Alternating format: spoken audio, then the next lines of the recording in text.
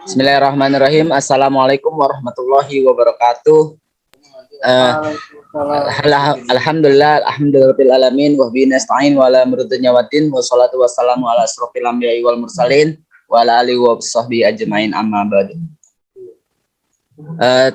Puja dan puji syukur marilah kita panjatkan kepada Allah Subhanahu wa taala yang telah memberikan kita berbuah hikmat sehingga kita bisa berkumpul di Zoom ini. Dan salat serta salam tak lupa atas junjungan baginda alam, baginda besar Nabi Muhammad SAW yang telah menutup pintu kebatilan hingga menuju pintu terang-terang seperti ini. Oke, kami dari kelompok 3 yaitu yang beranggotakan itu PPT Mahda Yulida Landau dengan NIM 12120100079 dan Meliza Putri dengan NIM 12120100084 dan Mia Novitasari dengan NIM 12120100085 dan Muhammad Wira Syafruddin dengan NIM 12120100096 dan Muhammad Yusuf Sudrajat dengan NIM 12120100097 dengan Muhammad Ari Musin 12120100098 dan saya sendiri Muhammad Hidar Ali dengan NIM 12120100099 dan teman saya Muhammad Daf Ayangga dengan NIM 12120100000. Oke, baik. Buat materi pertama yaitu saya sendiri yaitu tentang pengertian CPU. Baik. CPU yang merupakan singkatan dari Central Processing Unit adalah komponen keras atau perangkat hardware pemproses data utama dalam sebuah komputer. CPU dapat disebut sebagai otak komputer karena CPU mengatur semua aktivitas dan jalannya semua program, termasuk aplikasi atau software di dalamnya. Apapun itu, semua hal yang berkaitan dengan proses dalam komputer, baik suatu proses yang sepele sekalipun akan selalu diatur oleh CPU. Misalnya, saat Anda menekan tombol huruf H pada keyboard, saat mengetik, huruf H tersebut akan muncul di layar. CPU lah yang memungkinkan hal itu terjadi. Dengan demikian, tanpa adanya CPU dalam komputer, maka komputer tidak akan bisa melakukan apapun atau komputer tidak dapat menjalankan programnya. Nah, baik, lanjut ke komponen CPU, yaitu komponen CPU. Suatu CPU setidaknya memiliki sebuah prosesor atau suatu chip yang tertanam di dalamnya yang berfungsi dalam proses kalkulasi komputer. Namun perkembangan teknologi yang semakin pesat juga memungkinkan sebuah CPU memiliki lebih dari prosesor atau yang juga disebut dengan prosesor core. Nah, langsung saja ke fungsi-fungsi CPU. Nah, fungsi CPU, fungsi utamanya itu yakni melakukan operasi aritmatika dan logika terhadap data yang diambil dari memori atau dari informasi yang diberikan melalui beberapa perangkat keras. CPU hampir sama seperti kalkulator, hanya saja CPU jauh lebih kompleks dalam melakukan pemrosesan dari instruksi-instruksi yang diberikan. Instruksi-instruksi tersebut kemudian disimpan terlebih dahulu pada RAM. Setiap instruksi akan diberi alamat unik yang disebut alamat memori. Selanjutnya, CPU dapat mengakses data-data pada RAM dengan menentukan alamat data yang dipilih. Baik, itu saja dari saya tentang pengertian CPU. Lanjut kepada materi kedua yaitu dari teman saya, yaitu Wira Syafruddin. Waktu dan tempat kami persilahkan dengan segala hormat.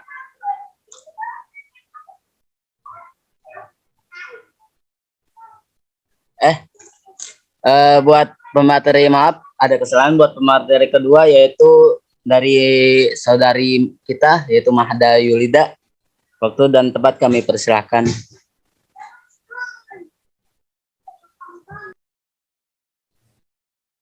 Baik, terima kasih kepada moderator. Nama saya Mahda Yulida Landau dengan NIM 12120100079. Saya akan memaparkan materi tentang microchips, miniaturization, dan mobility.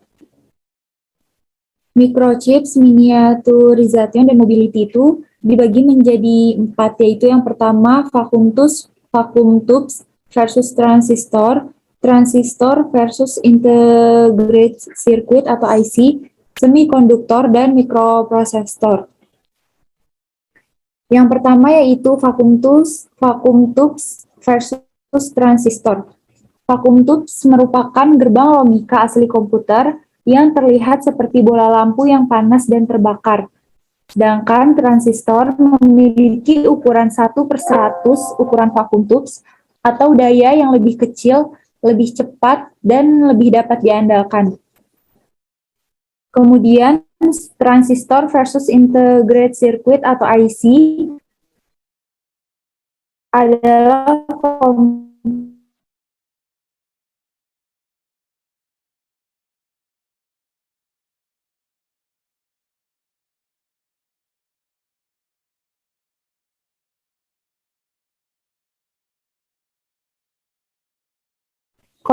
ketiga adalah semikonduktor. Semikonduktor adalah bahan yang bersifat menengah di antara konduktor yang baik dan non-konduktor listrik, substrat yang sempurna untuk overall circuit kompleks, serta microchips terbuat dari semikonduktor dan mengandung jutaan mikro-miniatur integrated circuit. Kemudian yang terakhir adalah mikroprosesor, sirkuit miniatur dari seluruh prosesor komputer pada satu chips, kemudian berisi CPU yang memproses data, microcontroller atau komputer embedded, serta mikroproses yang dimodifikasi untuk digunakan di dalam mesin bukan komputer. Sekian penjelasan mengenai microchips, miniatur, dan mobility. Kemudian saya kembalikan kepada moderator. Terima kasih. Baik, atas penjelasan dari Saudara Mahda Yulida Nandau. Baik, kita lanjut ke pemateri selanjutnya, yaitu dari saudara kita, yaitu Muhammad Yusuf. Waktu dan tempat saya persilahkan. Baik, terima kasih kepada moderator. Saya akan membahas tentang materi The System Unit, The Basic Unit System Dasar. Ya. Jadi pertama sistem biner atau unit dasar komputasi. Nah, unit dasar komputasi ini hanya menggunakan dua angka, 0 dan 1. Semua instruksi data dan program dalam komputer dipresentasikan sebagai biner. Bit 0 atau 1 masing-masing adalah bit. Byte terdiri dari 8 bit, kilobyte terdiri dari 1000 atau 1024 bytes. Lalu megabyte terdiri dari 1 juta atau 1.048.576 bytes. Lalu ada gigabyte yang terdiri dari 1 miliar byte. Kemudian terabyte terdiri dari 1 triliun byte. Petabyte terdiri dari 1 kuadriliun bytes. Lalu terakhir ada exabyte terdiri dari 1 quintillion bytes. Skema coding biner menetapkan kode biner yang unik untuk setiap huruf. Antara lain apa nih? E, B, C, D, I, apa nih? ABCD, ya itu kali, Pak. Membutuhkan 8 bit per karakter, digunakan untuk mainframe IBM. Lalu ada ASC II membutuhkan 7 atau 8 bit per karakter tergantung pada versinya. 8 bit extended ASC II menyediakan 256 karakter, digunakan untuk PC, Unix, host, dan Mac. Kemudian ada Unicode membutuhkan 16 bit per karakter, menangani 65.536 karakter. Lalu error checking atau parity bits digunakan pada modem dan alat komunikasi untuk memverifikasi kebenaran. 1 bit check ditambahkan ke 7 byte bit. Kemudian machine language atau bahasa mesin merupakan jenis bahasa pemrograman biner dibangun ke CPU yang dijalankan langsung oleh komputer. Setiap jenis CPU memiliki bahasa mesin tersendiri. Kemudian terakhir ada language translator, sistem program mengkonversi instruksi pemrograman untuk kita ke dalam bahasa mesin. Materi selanjutnya akan dilanjutkan oleh rekan saya. Saya kembalikan kepada moderator. Baik, terima kasih atas penjelasan dari Saudara Muhammad Yusuf. Lanjut ke pemateri selanjutnya, yaitu dari Saudara Dava Ayangga. Waktu dan tempat saya persilahkan.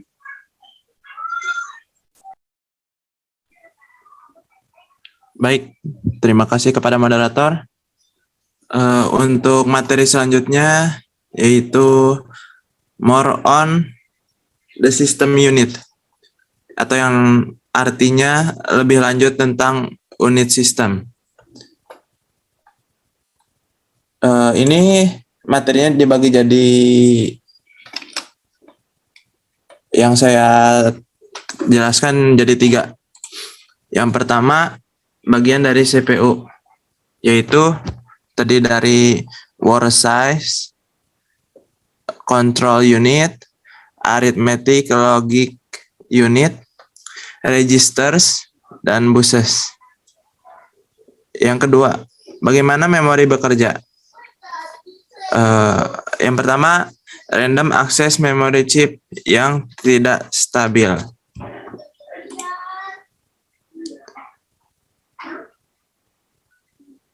Aduh, kena.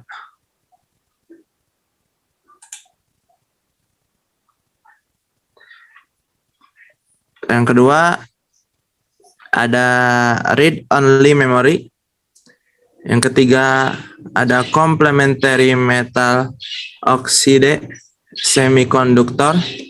Yang keempat, non volatile memory yang dapat dihapus dan diprogram ulang lebih dari sekali. Yang ketiga, ada jenis-jenis RAM, yaitu DRAM atau Dynamic Random Access Memory. Yang kedua ada SDRAM, Synchronous Dynamic Random Access Memory. Yang ketiga ada SRAM, Static Random Access Memory. Yang keempat ada DDR, SDRAM, Double Data Rate Synchronous Dynamic Random Access Memory. Yang kelima ada SIMM, atau yang disebut Single Inline Memory Module Random Access Memory.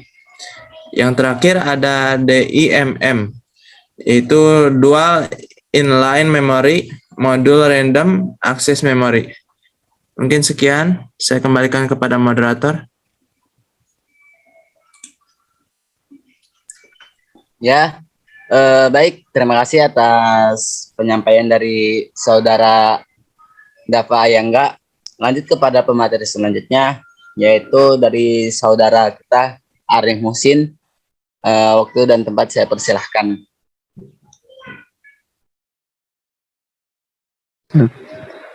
Terima kasih kepada moderator yang telah mempersilahkan saya untuk presentasi. Sebelumnya mohon maaf, izin off cam dikarenakan di sini jaringannya kurang bagus. Melanjutkan materi tentang more on the system unit, yaitu sekarang nomor 4 sampai nomor 7. Nomor 4 ada jenis-jenis port, yaitu dynamic RAM harus terus-menerus disegarkan oleh CPU akan kehilangan isinya. Kemudian synchronous dynamic RAM disinkronisasi oleh clock system dan jauh lebih cepat dari DRAM. Kemudian selanjutnya ada static RAM, lebih cepat dari DRAM dan mempertahankan isinya tanpa harus disegarkan oleh CPU. Kemudian ada double data rate synchronous dynamic RAM. Selanjutnya ada single inline memory modul yang memiliki chip RAM hanya pada satu sisi. FVM adalah modus halaman cepat. Kemudian ada EDO, yaitu keluaran data yang diperpanjang untuk lebih cepat daripada FVM. Dan selanjutnya yang terakhir ada dual online memory modul yang memiliki chip di kedua sisi. Nomor 5 selanjutnya yaitu tentang sistem unit USB. Apa saja tujuan dari sistem unit USB? Ada standar, ada konektor. Adapun yang standar ada USB 1.1 yaitu standar asli. Kemudian ada USB 2.0 yaitu standar bagi visi terbaru. Selanjutnya ada USB on the go atau OTG yang saat ini dalam pengembangan, yang bisa dimasukkan ke handphone, juga bisa ke CPU atau laptop. Selanjutnya ada konektor, ada A di tipe USB 1.1 dan 2.0, kemudian B di tipe USB 1.1 dan 2.0, kemudian ada mini B yaitu di tipe USB 2.0, dan terakhir ada mini A dalam USB OTG yang digunakan untuk perangkat yang lebih kecil seperti ponsel. Nah, selanjutnya ada expansion cards, dan yang terakhir juga ada expansion basis yaitu VCI bus dan AGV bus. Mungkin sekian yang dapat saya sampaikan. Saya kembalikan kepada moderator.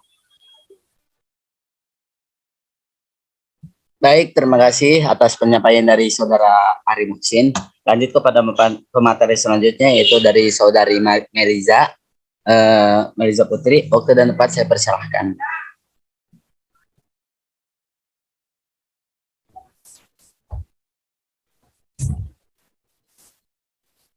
Baik, selanjutnya saya akan menjelaskan tentang feature development in processing. Slide sebelumnya.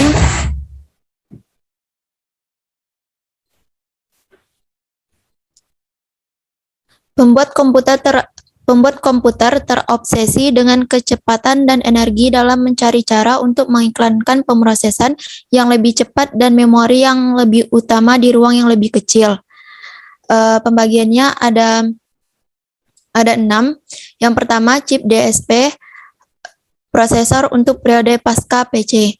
Digital Signal Processor atau DSP adalah sejenis mikroprosesor yang didesain atau dirancang khusus untuk pemrosesan isyarat digital atau digital signal processing. Biasanya komponen elektronika digital ini dipakai untuk komputer yang memerlukan waktu tanggap atau response time yang cepat untuk real-time application.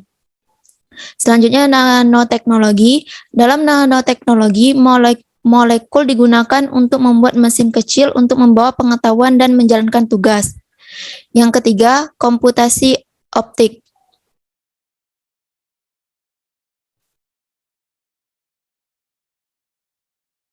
Slide selanjutnya. Dengan keahlian optik, mesin yang menggunakan laser, lensa, dan cermin akan menandai kode informasi hidup atau mati dengan sinar matahari. Optik transistor ini memiliki efek yang digunakan untuk membuat gerbang logika yang pada gilirannya merupakan komponen dirakit menjadi tingkat yang lebih tinggi dari komputer CPU. Baik, cukup sekian yang dapat saya jelaskan. Saya kembalikan kepada moderator. Baik, terima kasih atas penyampaian dari Meriza Putri. Lanjut kepada pemateri selanjutnya yaitu dari Saudara Mia. Waktu dan tempat kami persilahkan. Baik, terima kasih kepada moderator. Di sini saya akan langsung melanjutkan materi yang telah dijelaskan oleh Teh Meriza, yaitu terkait future development in processing. Yang keempat yaitu ada calculation DNA. Ini adalah istilah yang dipergunakan dalam konteks sangat berbeda. DNA merupakan istilah di dunia biologi dan genetik, sedangkan komputer justru populer dalam dunia informatika dan teknologi modern. Lantas, siapakah sih yang punya ide seperti ini gitu ya untuk membuat komputer DNA? Jadi alkisah ada seorang ilmuwan komputer, ia bekerja di University of Southern California. Namanya adalah Leonard M. Adleman. Ia membaca buku biologi, Molecular Biology of the Gene yang ditulis James Watson, ahli biologi yang pernah memenangi Nobel pada tahun 62 atas penemuan struktur DNA atau double helix pada tahun 53. Terjadilah pencerahan, ia menyadari sesuatu yang sangat menarik. Sel hidup manusia mengolah dan menyimpan informasi dengan cara yang sangat mirip dengan program komputer. Maka si Adelman ini langsung membuat sketsa penting tentang DNA komputer. Komputer yang kita kenal sehari-hari menggunakan data biner atau binary data untuk menyimpan dan mengolah informasi atau perhitungan. Data binary ini merupakan sistem angka berbasis 2 yaitu 0 dan 1 seperti yang telah dijelaskan oleh rekan saya sebelumnya. Singkatan dari deoksiribos nucleic acid, menyimpan dan mengolah informasi genetika manusia dalam molekul yang diberi kode huruf ACT-NGA. Pada tahun 94, untuk pertama kalinya Adelman ini, ia langsung mempublikasikan perhitungan dasar komputer DNA dalam jurnal ilmiah Science. Sejak itu, ilmuwan-ilmuwan seluruh dunia berbondong-bondong melakukan penelitian untuk mengembangkan komputer canggih yang sistemnya meniru dari sel makhluk hidup ini.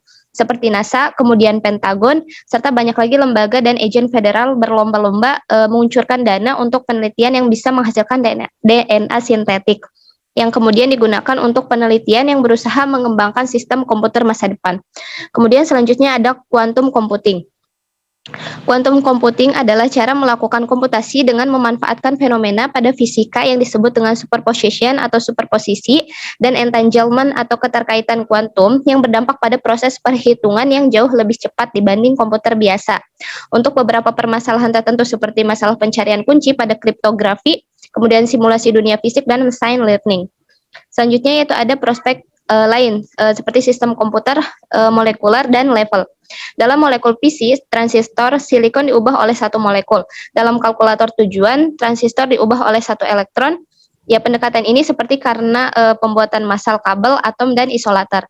Tidak ada prototipe yang terlihat, tetapi ada gitu. Mungkin cukup sekian materi yang saya sampaikan. Saya kembalikan kepada moderator. Terima kasih. Terima kasih atas penyampaian dari Saudara Ari Muksin. Saudara Mia Novitasari. Lanjut kepada materi selanjutnya yaitu dari saudara kita Wira Syafruddin. Waktu dan tempat saya persilahkan. Baik, terima kasih kepada moderator yang telah memberikan kesempatan kepada saya untuk memaparkan materi. Baiklah, materi selanjutnya adalah secondary storage. Apapun jenis-jenis media penyimpanan atau penyimpanan sekunder. Yang pertama ada floppy and zip disk. Floppy diantaranya ada daya tampung sekitar 1,44 MB. Kemudian ada memiliki write protect nodes. Kemudian ada data dicatat dalam track. Ada transfer data antara komputer dan disk. Dan terdapat juga ada aus. Kemudian zip disk. Zip disk juga diantaranya ada disk dengan lapisan magnet berkualitas tinggi. Kemudian kapasitas 100, 250 atau 750 MB. Memerlukan zip drive, tidak bisa bekerja pada floppy drive, dan terdapat juga ada aus. Kemudian yang kedua, jenis media penyimpanan ada hard disk. Hard disk adalah komponen perangkat keras yang menyimpan semua konten digital seperti dokumen, foto, musik, video, program, dan preferensi aplikasi, dan lain-lain. Hard disk juga merupakan logam tipis bersifat kaku, kaca, atau keramik piringan yang ditutupi dengan zat yang memungkinkan data tertulis dalam bentuk bintik-bintik magnet. Kemudian jenis yang ketiga ada optical disk yang berupa CD dan DVD. Data yang ditulis dan dibaca dengan menggunakan laser, bukan disk height. Mungkin itu saja yang dapat saya sampaikan. Saya serahkan kepada moderator. Terima kasih. Ya, terima kasih atas penyampaian dari Saudara Wira Syafruddin. Lanjut kepada pemateri terakhir yaitu dari saya sendiri tentang magnetic tape. Magnetic tape yaitu pita plastik tipis dilapisi dengan zat yang dapat bersifat magnet, kapasitas 200 GB dan bisa lebih. Digunakan dalam bentuk cartridge tape, masih populer untuk membackup data berkapasitas besar. Tidak boleh dekat dengan magnet karena data bisa terhapus. Yaitu yang kelima, smart cards. Smart cards yang itu menyerupai kartu kredit tetapi berisi chip mikroprosesor dan memori. Menarik dari kartu untuk dibaca kemudian ditarik ke dalam drive, menyediakan 2 GB penyimpanan. Terus harus melalui pembaca kartu dengan cara digesek. Nah, terus yang keenam yaitu flash memory.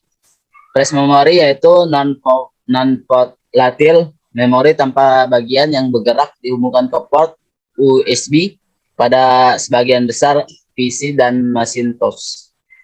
Yang ketujuh yaitu online secondary storage, yaitu memungkinkan Anda untuk menggunakan internet untuk membackup data yang Anda miliki. Oke, mungkin itu saja yang bisa kami dari kelompok 3 sampaikan.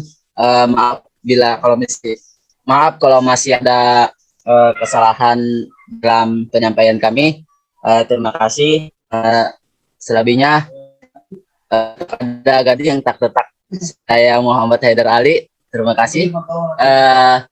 Demikian dari saya dari kelompok 3. Wassalamualaikum warahmatullahi wabarakatuh. Waalaikumsalam.